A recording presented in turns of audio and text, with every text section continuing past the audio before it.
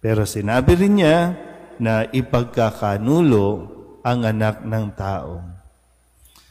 Yung katotohanan ng buhay natin, minsan may mga tao tayong nakakasama, may mga taong lumalapit sa atin, pupurihin ka,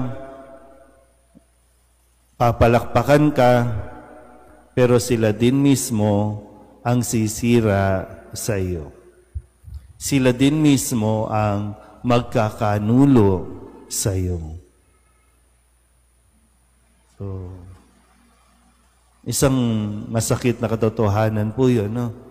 Pero ganun pa man, kahit ganito ang naipahayag sa atin na karanasan ni Kristo,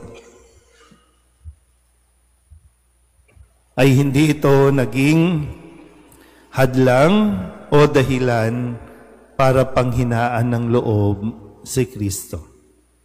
Ganon din naman tayo.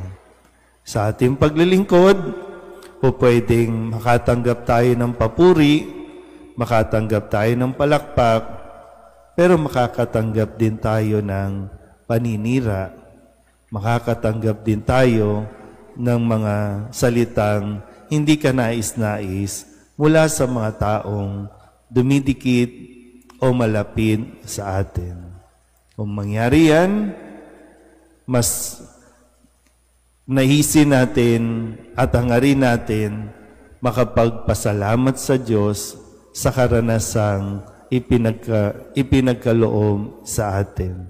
Dahil sa karanasang ito, doon din naman tayo mas pinagtitibay, doon din naman tayo tinuturuan para maging totoo sa ating paglilingkod. Amen.